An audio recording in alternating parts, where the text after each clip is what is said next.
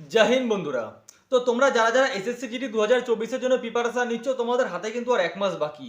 তো ভিডিওটি থাম্বনেল থেকে তোমরা বুঝতে পেরেছো যে আজকে কোন টপিকে সমস্ত আলোচনা হবে। দেখো, হাতে তোমাদের আর এক মাস বাকি, কিন্তু তোমরা এখনো যারা যারা মক টেস্ট দিয়ে 55 নাম্বার, 60 নাম্বার, 65 নাম্বার ক্যারি করছো, যারা পাচ্ছ, যারা ডিমোটিভেট হয়ে যাচ্ছ, তাদের জন্য কিন্তু আজকের এই ভিডিওটা। আজকে আমি তোমাদেরকে বলবো যে মক টেস্টে তোমরা কিভাবে নাম্বার বাড়াবে। কারণ সমস্ত তোমরা এতদিন ধরে যেই সমস্ত টপিকের উপর পড়েছো, যেই সমস্ত কিছু এসএসসি জিডি 2024 জন্য তোমরা যারা যারা পড়েছো, সব কিছুর কিন্তু একটাই নিটফল যে তোমরা মক টেস্ট দিয়ে কত নাম্বার ক্যারি করছো। তো যারা যারা 55 নাম্বার থেকে 65 নাম্বারের মিডিলে পাচ্ছ, যাদের নাম্বার আর বাড়াতে পারছো না, ডিমোটিভেট হচ্ছে, তাদের জন্য কিন্তু ভিডিওটা। তোমরা কিভাবে মক টেস্টে নাম্বার বাড়াবে। দেখো, সবার প্রথমে তোমাদের তো মক টেস্ট তোমাদের রেগুলারলি দিতেই হবে। সেটা তোমরা অনলাইনে দাও কিংবা অফলাইনে দাও, ঠিক আছে। অর্থাৎ তোমরা যদি মক টেস্টে কম নাম্বার পাও, সেই ডিমোটিভেট হয়ে তোমরা এমন করো না যে তোমাদের মক টেস্ট দেওয়াটা বন্ধ করে দিও না, ঠিক আছে। অর্থাৎ তোমাদের মক টেস্ট তোমাদের কন্টিনিউ কিন্তু দিতে হবে। এবার যখন তোমরা মক টেস্ট দেবে, তো মক টেস্ট দেওয়ার সময় যখন তোমরা সলিউশন করবে, যখন তোমরা ক্যালকুলেট করবে তোমরা কত নাম্বার পাচ্ছ, তো কোন কোন তোমরা চ্যাপ্টার, কোন কোন চ্যাপ্টারগুলো যেটা রয়েছে, তোমরা চ্যাপ্টারের টাইপ কোশ্চেনগুলো তোমরা অ্যাটেন্ড করতে পারো নি, ঠিক আছে। মতলব তোমাদের যে রয়েছে যে কোন কোন যে প্রশ্নগুলো তোমরা অ্যাটেন্ড করতে পারো নি, সেটা তোমাদের ম্যাথের উপর থেকে হয়ে যাক না কেন, সেটা তোমাদের জিকে এর উপর থেকে হয়ে যাক না কেন, জিআই হয়ে যাক না কেন, কিংবা হিন্দি বা ইংলিশের উপর থেকে হয়ে যাক না কেন, তো যেই সমস্ত চ্যাপ্টার, যেই সমস্ত টাইপ কোশ্চেনগুলো তোমরা অ্যাটেন্ড করো নি, সেই সমস্ত টাইপ কোশ্চেনের যে তোমাদের বেসিক যেটা রয়েছে, ঠিক আছে, তো সেই সমস্ত টাইপ কোশ্চেনের বেসিক যে তোমাদের কনসেপ্টটা কিন্তু আগে তোমাদের ক্লিয়ার করতে হবে।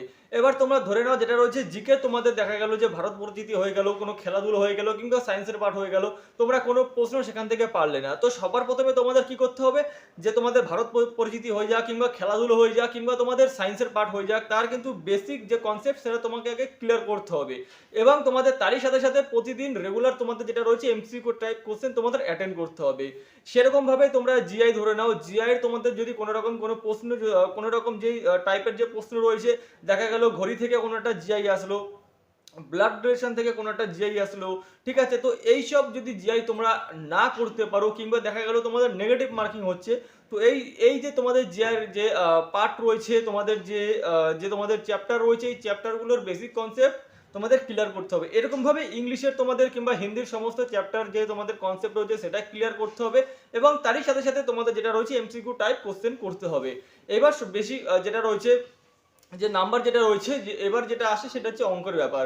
তো ম্যাথের ক্ষেত্রে দেখা গেল তোমাদের যেটা পরিমিতির সাইড রয়েছে, কিংবা তোমাদের ধরে নাও যে যেটা তোমাদের নল চৌবাচ্চা যে তোমাদের চ্যাপ্টার রয়েছে, কিংবা তোমাদের টাইম ডিস্টেন্স চ্যাপ্টার রয়েছে, কিংবা তোমাদের যেটা রয়েছে নাম্বার, যেটা তোমাদের গড় শতকরার চ্যাপ্টার রয়েছে, তো এই সমস্ত চ্যাপ্টার যাদের তোমাদের যদি ভুল হয়, কিংবা তোমরা যারা অ্যাটেন্ড করতে পারছো না, নেগেটিভ খাচ্ছ বারবার, তো এর যে বেসিক কনসেপ্ট রয়েছে সেটা ক্লিয়ার করো। প্লাস তার সাথে তোমাদের এমসিকিউ টাইপ কোশ্চেন সেগুলো সলভ করো, ঠিক আছে। কারণ বেসিক কনসেপ্ট ছাড়া কিন্তু তোমরা আগে এগোতে পারবে না। তোমাদের হাতে আর এক মাস রয়েছে। আজকে তোমাদের 15 তারিখ, আগামী ফেব্রুয়ারির 18 তারিখ থেকে তোমাদের এক্সাম শুরু হবে। তো কার কোন ডেটে এক্সাম হবে সেটা কিন্তু কেউ জানে না। এমন হতে পারে যে তোমরা যারা যারা ভিডিওটা দেখছো, তোমাদের যে ফার্স্ট 18 তারিখে তোমাদের এক্সামটা চলে আসলো, ঠিক আছে। তো এরকম ভাবে তোমাদের বেসিক কনসেপ্টটা ক্লিয়ার করো। কিন্তু তার সাথে সাথে যেটা রয়েছে তোমাদের কি, যে তোমরা যারা নেগেটিভ মার্কিং খাচ্ছ, দেখা গেল তোমরা টোটাল যে কোশ্চেন অ্যাটেন্ড করলে, তোমরা 80টার মধ্যে টোটাল কোশ্চেন অ্যাটেন্ড করলে 50টা, তার মধ্যে তোমরা 35টা ঠিক করছো, এদিকে 15টা ভুল করছো। তো এই যে তোমরা যে ভুলটা করছো, এই যে নেগেটিভ যারা যারা খাচ্ছ, তো নেগেটিভ খাওয়াটা কমাতে হবে। কিভাবে কমাবে? দেখো, নেগেটিভ যারা খাচ্ছ তারা মানে ওভার কনফিডেন্স হয়ে যাও না কোনো সময়, যে তুমি সব পারো, সব জানো। কারণ চাকরির পরীক্ষায় যেটা রয়েছে, ওভার কনফিডেন্স হওয়া ভালো, তুমি যদি সব জেনে থাকো, কিন্তু বেশি ওভার কনফিডেন্স হওয়া কিন্তু ভালো না। দেখা গেল এমন একটা প্রশ্ন রয়েছে যার চারটে অপশন রয়েছে, আর তুমি সেই চারটে অপশনের মধ্যে একটার মধ্যেও কনফার্ম না, ঠিক আছে। সবকিছুর মধ্যে তোমার যেটা রয়েছে কনফিউজ রয়েছে, তাও তুমি ওর মধ্যে একটা টিক দিয়ে আসলে ভাবছো যে তোমারটা রাইট হবে। এরকম কোনো কিছু কিন্তু তোমরা কোনো সময় ভুল করবে না। যত বেশি করে নেগেটিভ মার্কিং নিজের দিকে কম নিয়ে আসবে, তত বেশি তোমাদের কিন্তু লাভ বেশি। কারণ 50টা যদি তোমরা কোশ্চেন সঠিক করে আসো, তাহলে কিন্তু তোমাদের নাম্বারটা ভালো এসে দাঁড়াবে, ঠিক আছে। সেখানে তোমাদের 100, মোটামুটি 90-100 নাম্বার কিন্তু চলে এসে দাঁড়াবে। তো নেগেটিভ যত কম করবে, তত এমসিকিউর নাম্বার ক্যারি বেশি করবে। আর ডিমোটিভেট তোমরা হবে না। তোমাদের হাতে এক মাস বাকি। যারা নাম্বার তুলতে পারছো না, যারা ভাবছো যে কিভাবে পাস করবে, ডিমোটিভেট হবে না। প্রতিদিন প্র্যাকটিস সেট দাও। আর আমি যেই সমস্ত বিষয়গুলো বললাম, সেই সমস্ত বিষয়গুলো ফলো করো। আর প্র্যাকটিস সেট যখন দেবে, এমন একটা জিনিস করবে যে তোমরা যখন প্র্যাকটিস সেট দিচ্ছ, ঠিক আছে, তো সারাদিন পড়ার পর সেটা তোমাদের কোনো একটা সময় বেছে নাও, হয়তো সন্ধ্যাবেলায় সময় বেছে নিলে কিংবা তোমাদের দুপুরবেলায় সময় বেছে নেবে। এবার তুমি একা একা ঘরে বসে প্র্যাকটিস সেট কোনো সময় দেবে না, ঠিক আছে। একা একা কেন দেবে না বলছি, কারণ তোমার সাথে যে কম্পিটিশনটা থাকবে, কার থাকবে, তো কম্পিটিশনের জন্য তোমাদের যে গ্রুপ স্টাডি হয়, যেখানে তোমরা সবাই মিলে যারা এসএসসি জিডি 2024-এর জন্য খাটছো, তো এরকম একটা গ্রুপ স্টাডি নিয়ে তোমরা সবাই 4-5 জন হয়ে যাক না কেন, তাদের সাথে বসে তোমরা যেটা রয়েছে তোমাদের প্র্যাকটিস সেটটা দাও, তাহলে যে তোমাদের ইটা চলবে, যে তোমাদের কম্পিটিশন যেটা চলবে, ঠিক আছে, সেটা তোমরা বুঝতে পারবে যে কি, মানে সবার মধ্যে যদি তোমরা দাও এক্সামটা, যেটা তোমাদের রয়েছে প্র্যাকটিস সেট, তাহলে তোমরা নিজের যেটা রয়েছে সেটা বুঝতে পারবে। এবং তুমি যেটা পারছো না, দেখা গেলো তুমি কোনো কিছুর ম্যাথামেটিক্স হয়ে গেল, কোনো জিআই হয়ে গেল, ভুল করছো, সেটা কিন্তু তুমি আগের জনের সামনে থেকে যে ঠিক করেছে তার নানান ধরনের ট্রিক্স তুমি কিন্তু জানতে পারবে।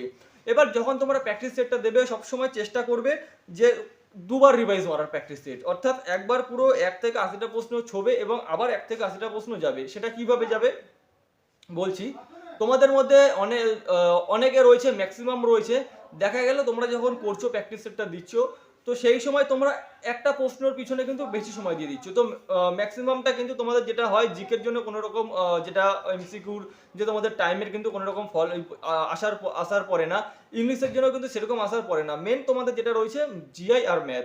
দেখা গেলো এরকম একটা তোমাদের সামনে ম্যাথ চলে আসলো, যেই ম্যাথটা কিন্তু তোমরা পারবে কিন্তু সময় বেশি লাগছে ক্যালকুলেট করতে, তো তোমরা তৎক্ষণাৎ কিন্তু সেই ম্যাথটা স্ক্রিপ্ট করে চলে যাও। অর্থাৎ যদি কোনো ম্যাথের পেছনে বেশি সময় লাগে, যেটা তোমাদের কনফিউজ হচ্ছে কোনো জিআইয়ের উপর, যে তোমাদের বেশি সময় লাগছে, সেটা কিন্তু তোমরা স্ক্রিপ্ট করে আগে চলে যাও। তার পেছনে যদি তুমি সময়ের থেকে বেশি অতিরিক্ত সময় দিয়ে দাও, তাহলে কিন্তু তোমার সামনের প্রশ্নটা অ্যাটেন্ড এবং তোমাদের যে টাইমের যে ম্যানেজমেন্টটা, সেটা কিন্তু তুমি করতে পারবে না। তো আমার কথা হচ্ছে এমন একটা কথা, যে তোমরা 1 থেকে 80 পর্যন্ত পুরো যেটা রয়েছে, যে প্রশ্নগুলো রয়েছে সমস্ত প্রশ্ন তোমরা অ্যাটেন্ড করো, ঠিক আছে। সমস্ত প্রশ্নে গিয়ে দেখো কোনগুলো পারবে, যেগুলো পারবে প্রথমবারে টিক মার্ক দিয়ে চলে আসো, এবং যেগুলোর পিছনে তোমার সময় বেশি লাগছে সেইগুলো তুমি নেক্সট ধাপে ক্লিয়ার করার চেষ্টা করো এখন থেকেই। তাহলে কিন্তু তুমি প্র্যাকটিস সেটে যেটা রয়েছে তোমার নাম্বার কিন্তু তুমি বাড়াতে পারবে। আর এই যে তোমাদের নাম্বার বাড়ানোর যে কথাটা বললাম, যে মক টেস্টে তোমরা এইভাবেই কিন্তু নাম্বার ক্যারি করতে পারবে, কারণ তোমাদের হাতে কিন্তু বেশি সময় নেই। যারা ভাবছো যে 2024-এ না, যেটা যদি চাকরি না হয় 2025-এ যে ভ্যাকান্সি বেরোচ্ছে সেই ভ্যাকান্সিতে চাকরি নেবে, এরকম ভুল কিন্তু করো না। তোমরা 2024-এর রিক্রুটমেন্টে সেটাতে একটা চাকরি নিয়ে নাও, কারণ 2025-এর যে রিক্রুটমেন্টে তোমরা চাকরি নেবে ভাবছো, সেরকম কিন্তু কোনো রকম মাথায় ধারণা রেখো না। তাহলে যাও তুমি 2024 এই বছর যে চাকরিটা নিতে পারতে, সেটা কিন্তু 2025-এও পারবে না, ঠিক আছে। যদি তোমরা পেতেই চাও, তাহলে 24-এর মধ্যেই একটা এরকম গ্যারান্টি দাও। এসএসসি জিডি 8 বাহিনীতে তোমাদের যেটা রয়েছে, বিএসএফ, সিআরপিএফ, এসএসএফ, আইটিবিপি, অসম রাইফেলস, যে কোনো একটা ফোর্সে তুমি জয়েন করবে, ঠিক আছে। শুধু এইটুকুখানি মাথায় রাখো যে করতে হবে আমাকে এই বছরে করতে হবে, সামনের বছরে যেটা রয়েছে তার চিন্তা করে লাভ নেই, ঠিক আছে। এটা তোমরা শুধু একমাত্র মাথায় রাখো। আর একটা কথা বলি, যে তোমাদের নাম্বার যাদের কম আসছে, 50 আসছে, 55 আসছে, 60 আসছে, নেগেটিভ মার্কিং বেশি খাচ্ছ, একদমই ডিমোটিভেট হবে না। তোমরা তোমাদের পড়াশোনা যেটা রয়েছে সেটা তোমাদের একদম ফুল দমে চালিয়ে যাও।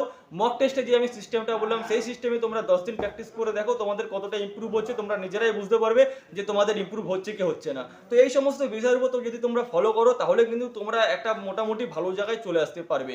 আর তোমাদের দেখছি যে আমার ভিডিওর কমেন্ট বক্সে ম্যাক্সিমাম একটা কমেন্ট আসছে যে সেফ স্কোর কত কাট অফ যাবে, কত নাম্বার রাখতে হবে। দেখো, আমি তোমাদেরকে একটা কথা সবসময় বলি, তোমরা সবসময় ম্যাক্সিমাম নাম্বারটা নেওয়ার চেষ্টা করো, কোনো সময় লোয়েস্ট নাম্বারের দিকে পড়বে না।